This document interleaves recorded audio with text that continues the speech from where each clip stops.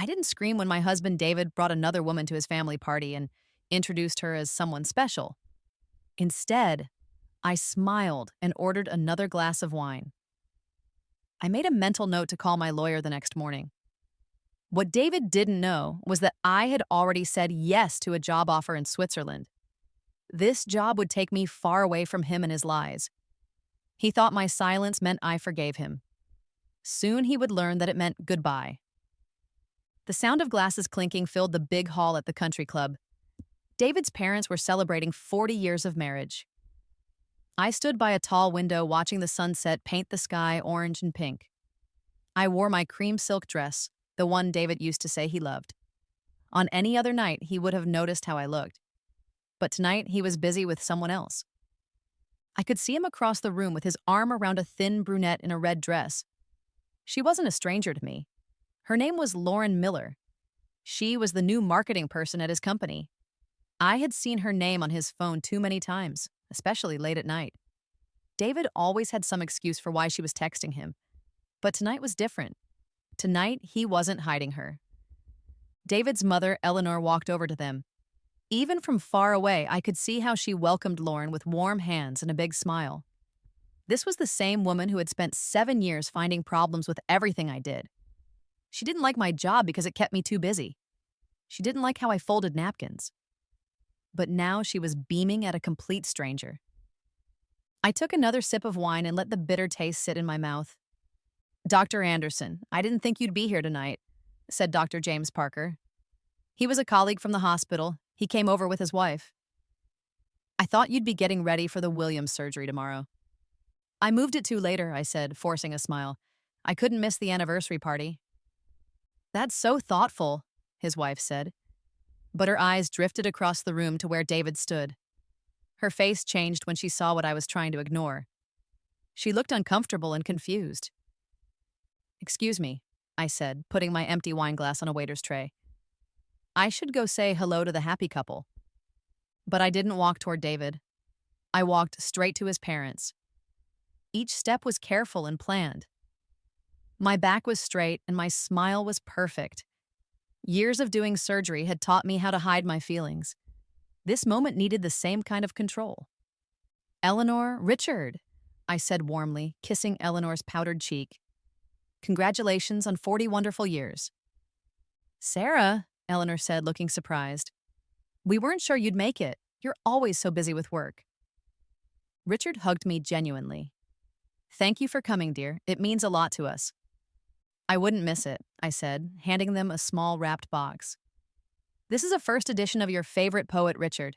David mentioned you lost your copy when you moved."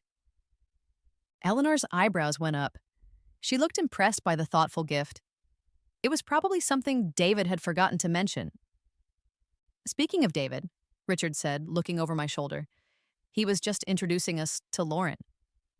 "I noticed," I said, watching their faces carefully. A short silence followed. Eleanor looked away while Richard suddenly became very interested in his drink. "You knew," I said softly. It wasn't a question. "Sarah," Richard started.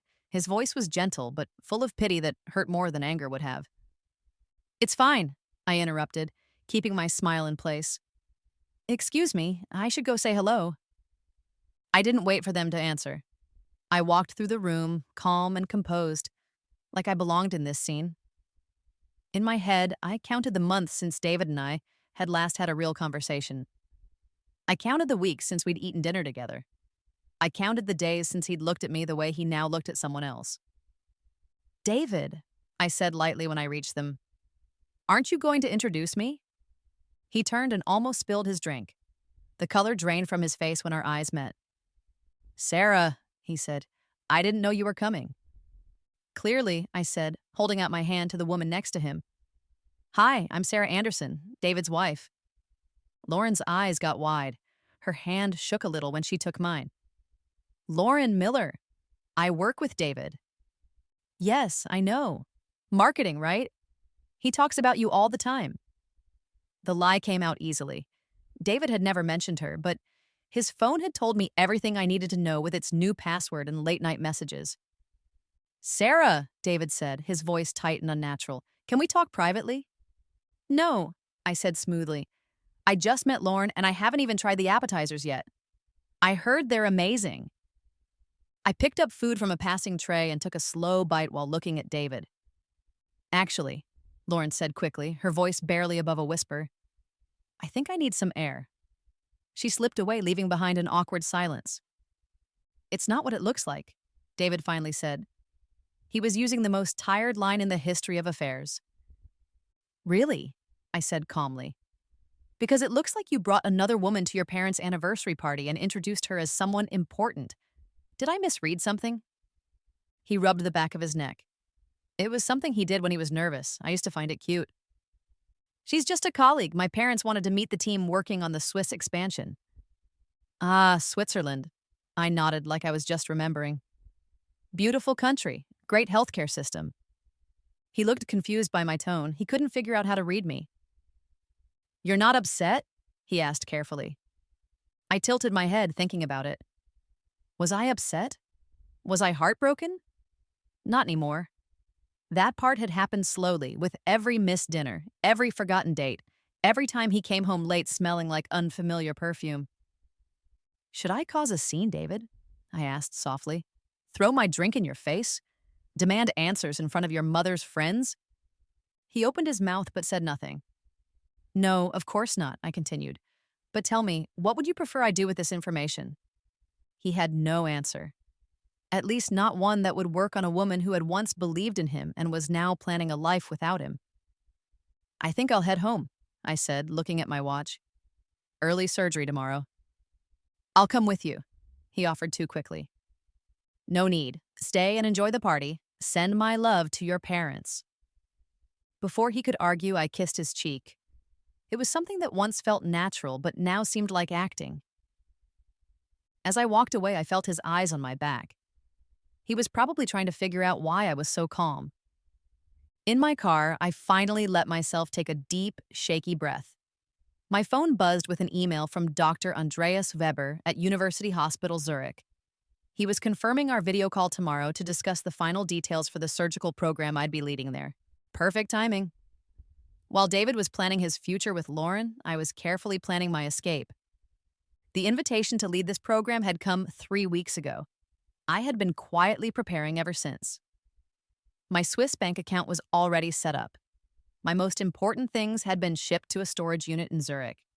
My resignation letter was written and ready. I started the car and drove home to an empty house that didn't feel like mine anymore. David wouldn't be back tonight. He'd make some excuse about staying to help his parents. It didn't matter anymore. In 2 weeks, I would be gone. I'd leave nothing but divorce papers and the memory of the woman who was too focused on saving others to save her own marriage. Or maybe I was finally saving myself. The hospital hallways felt more like home than my actual house these days. I walked through them with purpose, nodding to nurses and residents who stepped aside as I passed. Here I was, Dr. Sarah Anderson, the surgeon everyone wanted on their case. Not David's quietly disappointed wife. Dr. Anderson, your 2 p.m. just canceled, my assistant Kate told me as she walked beside me. But Dr. Weber from Switzerland is ready for your video call whenever you want. I checked my watch. Perfect, I'll take it in my office. Hold my calls unless it's an emergency. Kate gave me a curious look. Switzerland? Is this about that technique you published in the medical journal last month? Something like that, I said vaguely, just looking into some international opportunities. In my office, I closed the blinds and straightened my lab coat before sitting at my desk. The computer screen came to life, showing a distinguished man with silver hair and intelligent eyes. Dr. Anderson, thank you for making time today, Dr. Weber said in a slightly accented voice. We're very excited to finalize the arrangements for your arrival. I'm excited too, I said, allowing myself a real smile. I've been looking at the facility information you sent. The operating room designs are incredible. For the next 40 minutes, we talked about surgical innovations, research plans, and housing arrangements. It felt strange planning a new life while my current one was falling apart around me. And your husband? Dr. Weber asked innocently. Has he found a position in Zurich as well? My smile didn't change. My husband and I will be taking different paths, both professionally and personally. Dr. Weber nodded and didn't ask any more questions. We'll have everything ready for your arrival on the 15th. The apartment will be prepared. After ending the call, I sat back in my chair and felt satisfied. 7 years ago, I had given up my dream of doing groundbreaking surgery abroad to support David's career in Chicago. Now I was taking that dream back. My phone buzzed with a text from David. Working late again. Should I pick up dinner? Such a thoughtful husband when it suited him, I thought, as I typed back, yes to both. Might be home around 8. The truth was, I had no more surgeries scheduled today. I was going to meet with my lawyer, Diana Chen, to finalize the divorce papers. They would stay unsigned until I was safely out of the country. As I gathered my things, my phone rang. Maya's name appeared on the screen. Please tell me you weren't serious about Switzerland, she said when I answered. Hello to you too, I said, locking my office door. Sarah, running away isn't the answer. Confront him. Make him suffer a little. I smiled at Maya's protective anger. I'm not running away. I'm running towards something. There's a difference. Fine, but don't you want to see his face when he realizes what he's losing? Don't you want to— What I want, I interrupted, lowering my voice as I passed the nurse's station, is to start over without a messy public divorce. David can have his Lauren. I'll have my career. Maya sighed dramatically. At least let me throw wine on him before you go. Tempting, but no. Listen, I have to go meet Diana. Dinner tomorrow? Only if you promise not to disappear to Europe without saying goodbye. Cross my heart, I promised. An hour later, I sat across from Diana in her sleek downtown office, looking at the final divorce papers. Everything looks good, Diana said, tapping a manicured nail against the document. But I still think you're being too generous. He cheated on you, Sarah. You could take him for half. I shook my head. I don't want a long battle, a clean break, that's all. And you're sure about not serving him until after you've left? Positive. He'll try to stop me if he knows. Diana nodded reluctantly. It's your choice. Just remember, once you're gone, it makes things more complicated legally. I know the risks, I said, signing the documents with steady hands, and I accept them. Driving home later, I saw a familiar car outside an expensive restaurant, David's BMW. Through the window, I could see him sitting across from Lauren. His hand was covering hers on the table. They were laughing about something, completely wrapped up in each other. I could have stopped. I could have walked in and made the scene Maya thought I should. Instead, I drove past, feeling strangely calm. This proof of his betrayal only made my decision feel more right. At home, the empty spaces where my things had been would speak loudly. The ring beside the champagne would tell its own story. Some goodbyes don't need words. I went straight to our bedroom closet. I slid David's expensive suits aside to get to the back wall. I had already taken most of my important things, but a few items were left. I pulled out a small box with my grandmother's jewelry and a leather journal from medical school. Just then, I heard the garage door opening. I quickly put the suits back exactly how they were. By the time David came into the kitchen, I was calmly unpacking the Thai food he had brought home. You beat me here, he said, sounding surprised. Surgery finished early, I lied smoothly. How was your day? Busy. The Swiss expansion is taking up all my time, he said as I handed him a plate.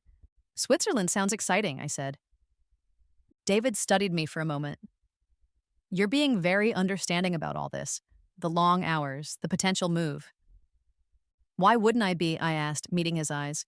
Your success is important to me. He looked almost disappointed by my lack of resistance. For a moment, I wondered if he wanted me to fight, to give him an excuse for his wandering attention. I saw your parents yesterday, I said, changing the subject. They seemed to enjoy their anniversary party. David nearly choked on his pad thai. You went to the party? Of course, 40 years of marriage is quite an achievement, I said, taking a sip of water. Your mother introduced me to Lauren. She seems nice. His fork clattered against the plate. Sarah, about Lauren. She's your colleague, I understand. I cut him off with a reassuring smile. No need to explain. Professional relationships are important. David's forehead wrinkled in confusion. This calm, unbothered version of me didn't fit what he expected. For years, he'd gotten used to my tearful fights about his late nights and forgotten anniversaries. My indifference was new territory. Actually, he said slowly, I was thinking we should take a vacation soon. Just us. Maybe after this Swiss deal is done. I nodded agreeably. That sounds lovely. Where were you thinking? Paris, maybe. We never did get that second honeymoon. The irony wasn't lost on me. He was promising Paris while planning to move abroad with his mistress. But I played along, talking about potential trips and sites we'd visit, knowing I'd be settling into my Zurich apartment by then. Later that night, as David slept beside me, I slipped out of bed and went to my home office. I had one last task, editing my resignation letter to the hospital board. I timed it perfectly, giving just enough notice to fulfill my contract, but not enough for them to convince me to stay. My phone lit up with a text from Maya. Still time to change your mind, or at least tell him off properly. I smiled, typing back, my mind is made up. 2 more weeks of this act, then freedom. The next morning, I woke up to find David already dressed for work, holding a small velvet box. What's this? I asked, sitting up in bed. Just a little something, he said, looking unusually nervous. To say I'm sorry for being so absent lately. Inside was a delicate diamond bracelet. Beautiful, expensive, and completely impersonal. The David from our early days would have known I preferred simple silver to flashy diamonds. It's gorgeous, I said, putting it on with a smile. What's the occasion? Do I need an occasion to give my wife a gift? In your case, usually guilt or some hidden motive, I thought. But I said thank you instead, getting up to kiss his cheek. I'll wear it today. He seemed relieved by my easy acceptance, not realizing that I'd wear his guilt bracelet right up until the day I walked out of his life forever. The weight of it on my wrist was just another reminder that I'd made the right decision. As the front door closed behind him, I picked up my phone and confirmed my one-way flight to Zurich, scheduled for exactly 2 weeks from today. Then, I put on my lab coat, slipped the bracelet under it, and headed to the hospital where Dr. Sarah Anderson still had lives to save before disappearing from David's world entirely. Raindrops tapped against the restaurant window, creating a soothing rhythm that contrasted with the tension at our table. David sat across from me, his fingers drumming nervously on the white tablecloth. Lauren was 15 minutes late. Are you sure she's coming? I asked, sipping my water. She texted that she's on her way, David replied, checking his phone for the 5th time. Traffic from downtown is terrible tonight. I nodded, watching how his eyes kept looking toward the door.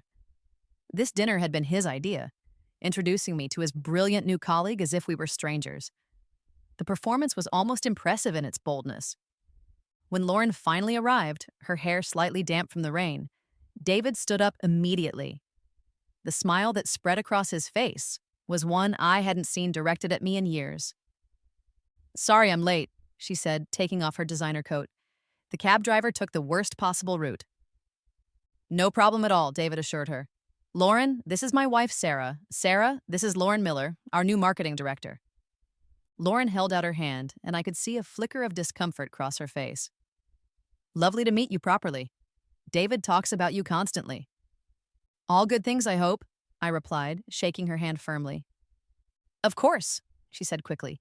Your work as a surgeon sounds fascinating. David cleared his throat. Sarah just pioneered a new vascular technique. The hospital board is quite impressed.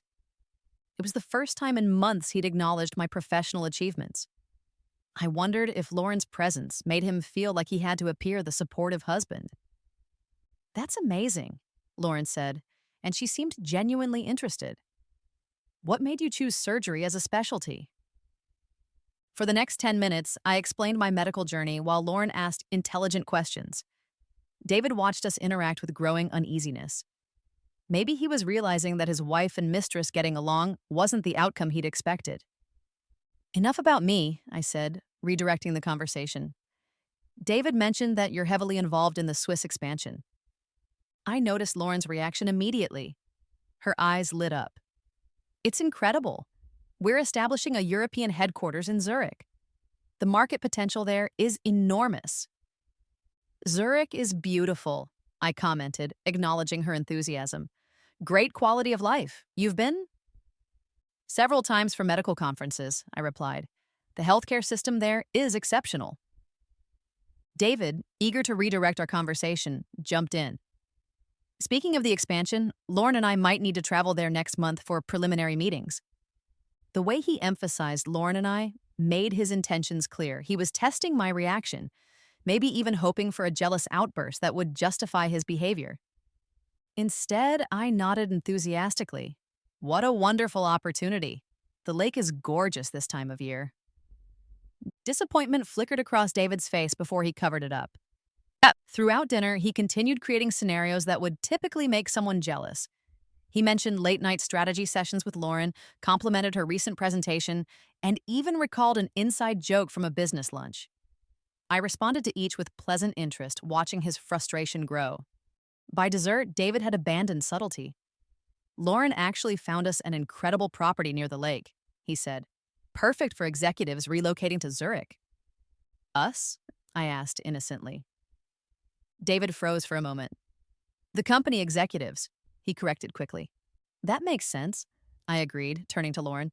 David mentioned you have exceptional taste.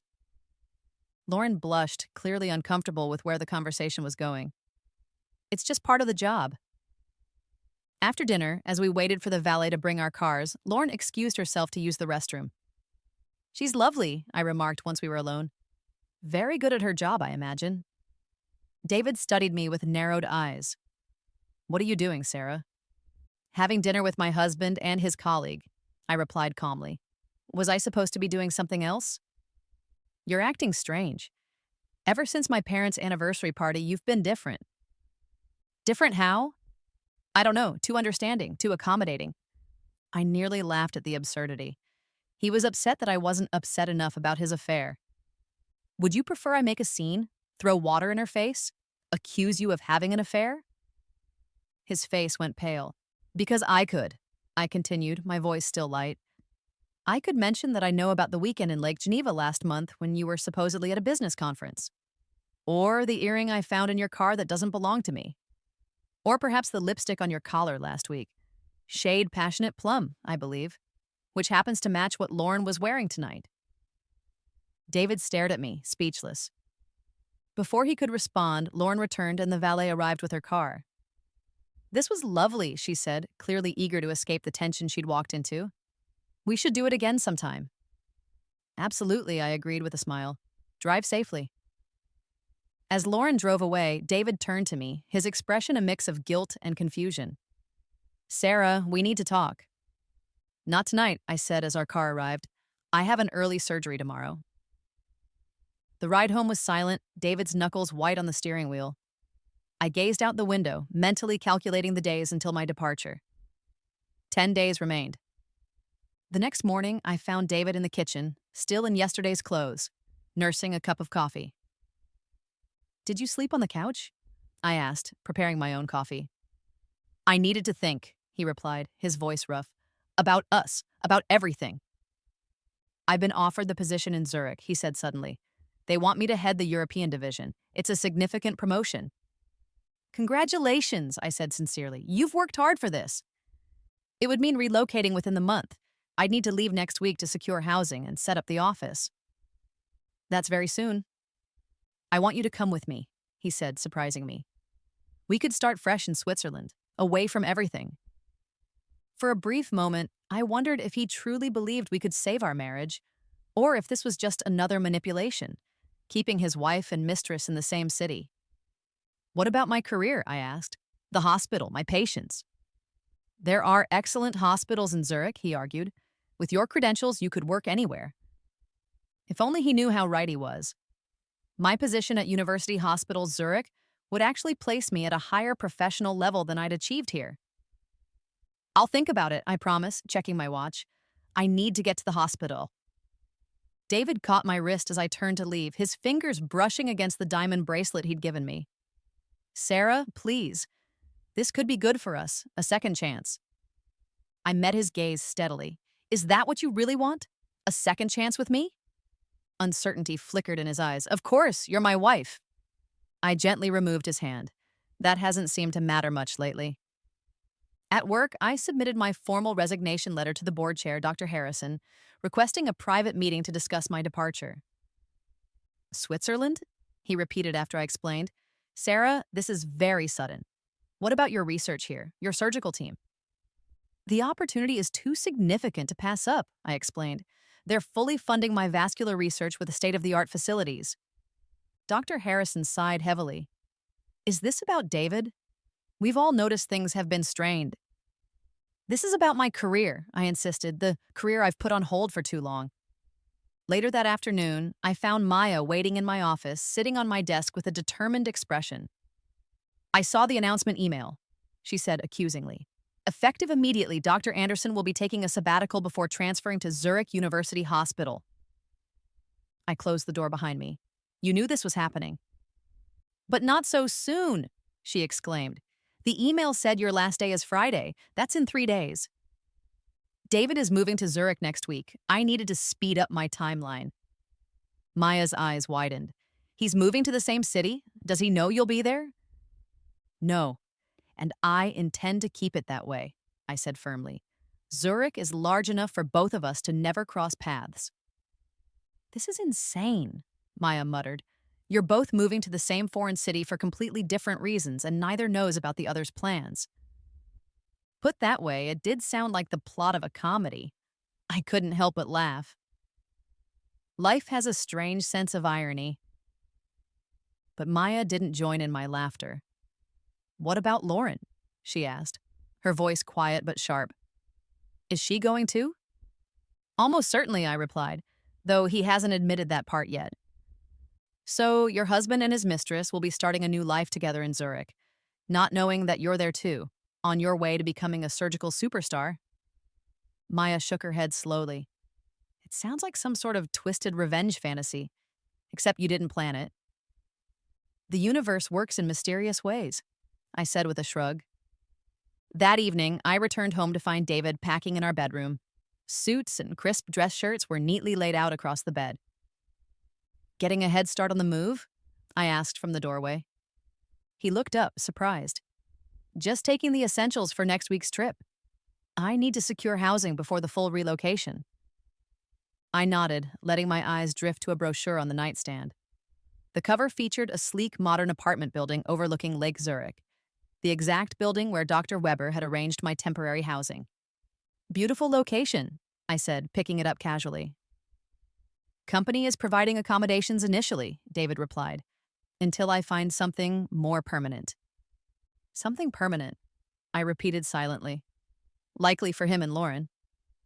I placed the brochure back where I found it and walked to my closet, taking stock of what little I still needed to pack. Have you given more thought to coming with me? David asked, trying to keep his tone light. I have, I said honestly, and I think you're right. A fresh start might be exactly what we need. Relief washed over his face. Really? That's wonderful, Sarah. We can make this work, I promise.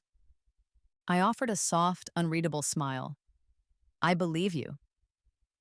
What David didn't know was that my fresh start would happen without him. In 3 days, while he continued planning his big corporate move to Zurich, I would board a different flight to the very same city.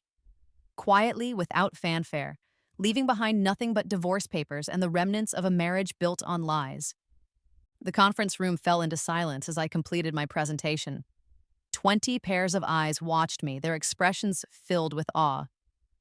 Then the room erupted in applause, echoing off the polished walls.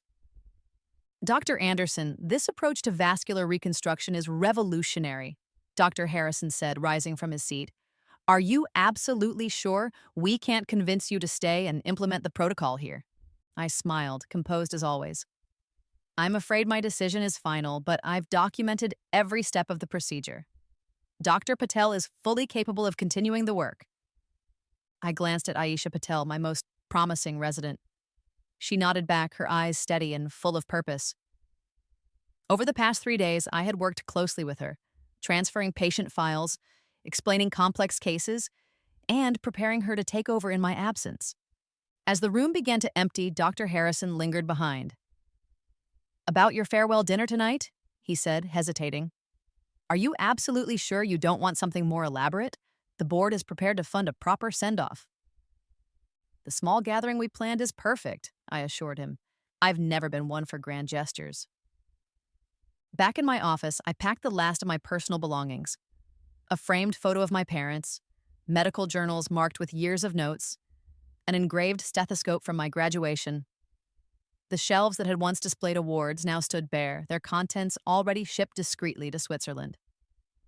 My phone buzzed with a message from David. Dinner at home tonight? Want to go over Zurich details? I replied, Can't tonight, hospital farewell dinner. Tomorrow? His response came quickly. Tomorrow works. Love you. Those two words stared up at me from the screen.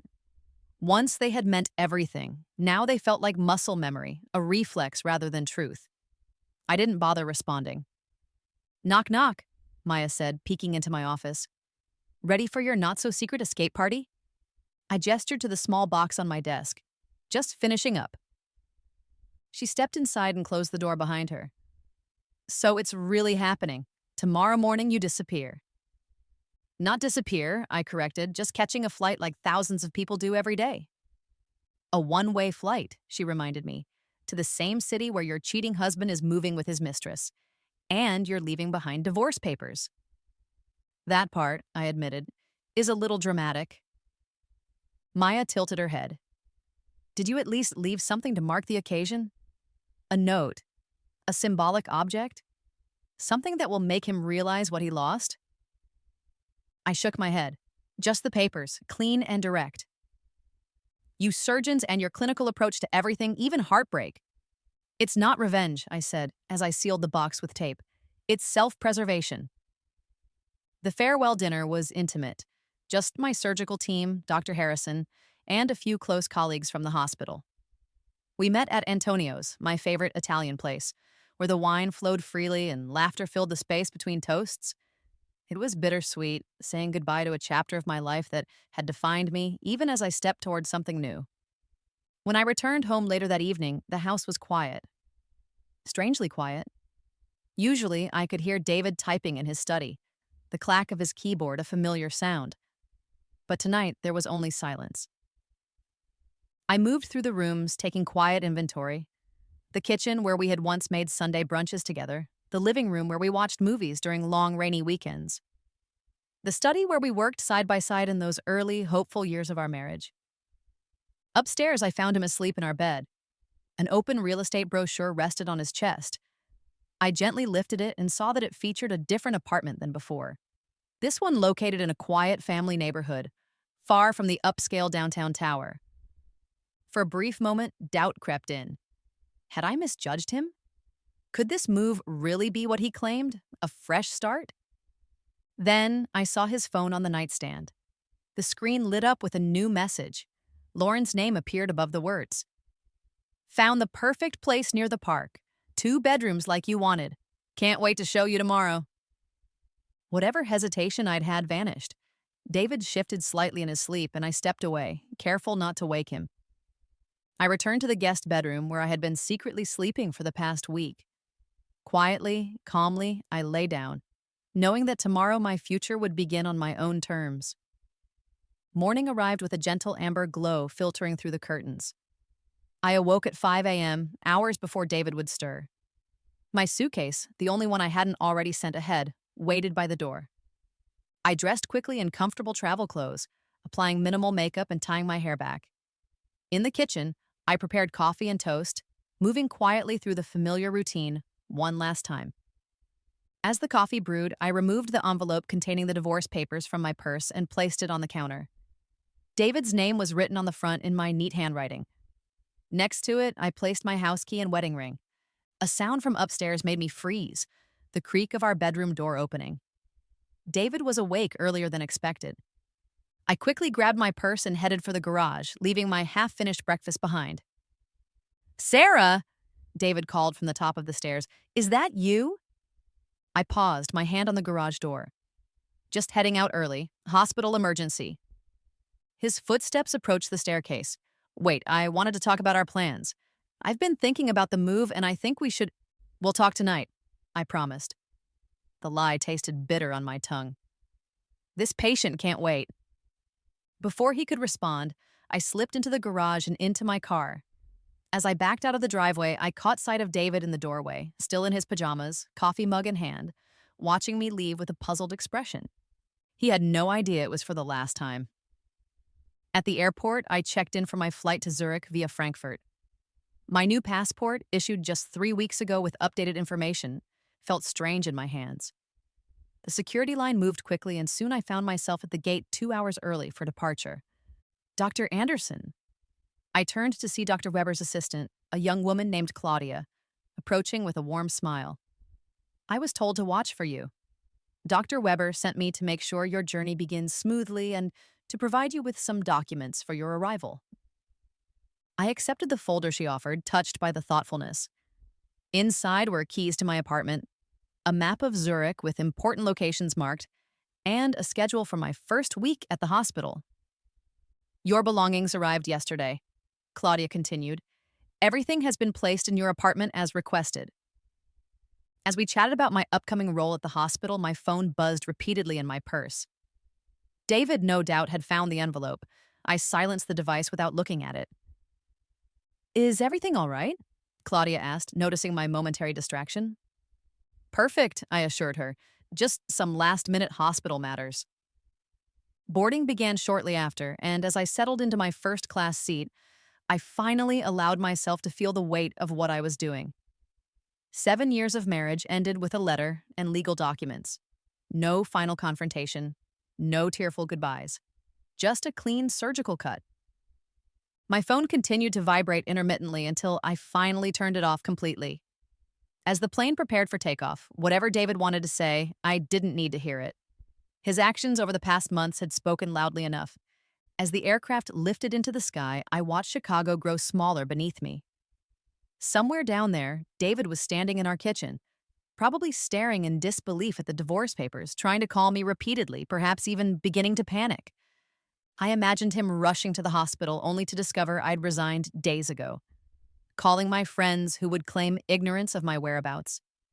Eventually, he might even call my parents, unaware that I'd already informed them of my decision and sworn them to secrecy. The thought should have brought satisfaction, payback for his betrayal and lies. Instead, I felt a strange emptiness, as if I'd administered anesthesia to my emotions. The flight attendant offered champagne, and I accepted, raising the glass in a silent toast to my new beginning. "Celebrating something special?" the woman seated next to me asked with a friendly smile. I considered her question for a moment. Was I celebrating an ending or a beginning? The death of my marriage or the rebirth of my career? "Freedom," I finally answered, taking a sip. Hours later, as we crossed the Atlantic, I opened my laptop to review the surgical protocol I'd be implementing in Zurich. Work had always been my refuge, the place where everything made sense. Cut, repair, close. Precise actions with predictable outcomes. Unlike relationships, which proved messy and unpredictable. Unlike David, who had seemed so solid and dependable until he wasn't. A memory surfaced. David and me on our honeymoon in Greece, making plans for our future. He'd promised to support my career goals, to be my partner in every sense. What had changed? When had his ambition eclipsed his promises? When had Lauren become more important than the life we'd built? I closed my laptop, suddenly unable to focus on surgical protocols. For the first time since discovering his affair, I allowed myself to truly feel the pain of his betrayal. Not anger, which had fueled my careful planning, but grief for what we'd lost. The tears came quietly, hidden behind the privacy screen of my first-class pod. I didn't sob or make a scene. Even in this moment of vulnerability, control remained my companion. By the time the plane began its descent into Frankfurt for my connection, I had composed my emotions back into order. The brief breakdown had served its purpose, releasing pressure that had built over months of pretending not to care. In the Frankfurt airport, I checked my phone briefly, registering 37 missed calls from David, 15 from unknown numbers, likely his office, and dozens of text messages. I didn't bother to read them. One voicemail notification blinked persistently, but I deleted it without listening. Whatever explanations or accusations or pleas it contained, they no longer mattered. Later that day, at the International Surgical Innovation Conference in Zurich, I presented my pioneering vascular reconstruction technique. As I concluded my presentation to applause, I scanned the crowd and unexpectedly locked eyes with David. Despite the months of separation, the recognition between us was immediate, collapsing the distance into a moment of profound acknowledgement. Pleased to present Dr. Sarah Anderson, the moderator announced, drawing my focus back, whose groundbreaking technique has revolutionized reconstructive surgery. As the session ended, I gathered my materials, hoping to avoid a confrontation with David. However, just as I reached the hallway, his voice stopped me. "Sarah!" he called out. I turned slowly to face him. He looked both familiar and foreign, thinner than before, with shadows under his eyes that spoke of turmoil. "Your presentation was brilliant," he said, maintaining a respectful distance, though I must admit I understood only about 10% of it. A smile momentarily crossed my lips despite the tension. "What brings you to a surgical conference?"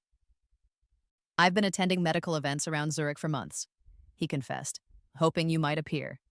"That seems inefficient," I remarked, yet couldn't help feeling a flicker of curiosity about his persistence. "Effective, though," he added hesitantly. "Can we talk, just for a few minutes?"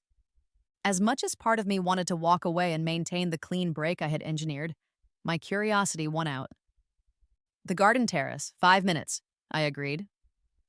Sitting across from him among spring flowers, the awkward silence stretched before he finally spoke. "Lauren is gone," he revealed. "She returned to Chicago 3 months ago." "I heard," I replied, noting his surprise. "News travels fast." "Maya's cousin turned out to be her therapist." "Small world indeed," he said, running a hand through his hair, a nervous habit I once found endearing. "The merger collapsed. My big promotion is essentially worthless now."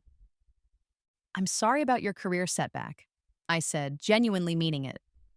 "Don't be. I deserved it," he replied, meeting my eyes directly. "Just like I deserved the divorce papers you left." His blunt acknowledgement caught me off guard. I'd expected excuses, perhaps accusations, not acceptance. "Why Lauren?"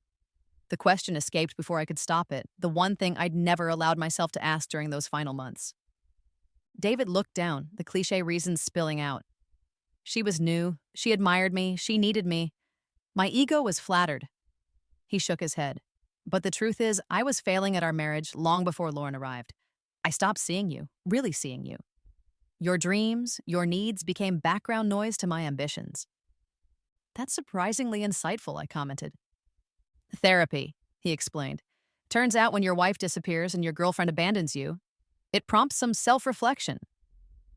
A server approached with coffee, providing a momentary reprieve from the intensity of our conversation. "The funny thing is," David continued, "after she left, Lauren ended things because I couldn't stop talking about you, about finding you, explaining myself, making amends." "There's nothing to amend, David. We've both moved on." "Have we?" He gestured around us. "We're both in Zurich. Is that coincidence or something else?" "Pure coincidence," I assured him. "I had no idea you'd accepted the position here when I took mine." He laughed softly. "Of course not. That would be too neat, too much like fate." His expression grew serious. "I won't pursue you, Sarah. You've built something remarkable here, and you did it without me. I just wanted to say once to your face that I'm sorry for everything." His sincerity touched something I thought I'd excised months ago. Not love exactly, but a recognition of our shared history, the good parts alongside the bad. "Thank you," I said simply. David stood, offering his hand formally. "Congratulations on your success, Dr. Anderson. It was well earned." I shook his hand, the brief contact strangely final, a proper goodbye, the one we'd never had. As he walked away, I realized I felt no anger, no longing, just peaceful closure. 1 year later, I stood in the same convention center accepting the Zurich Medical Innovation Award. The audience applauded as Dr. Weber presented the Crystal Trophy, commending the surgical technique now being implemented in hospitals worldwide. As I surveyed the crowd, I caught no glimpse of David. He'd returned to Chicago months ago, according to Maya's updates. Our paths had diverged completely, as they were always meant to. "Your parents would be proud," Dr. Weber whispered as we left the stage. I smiled, thinking of the framed photo on my office wall, me as a young girl sitting between my mother and father, both wearing their white coats. I hope so.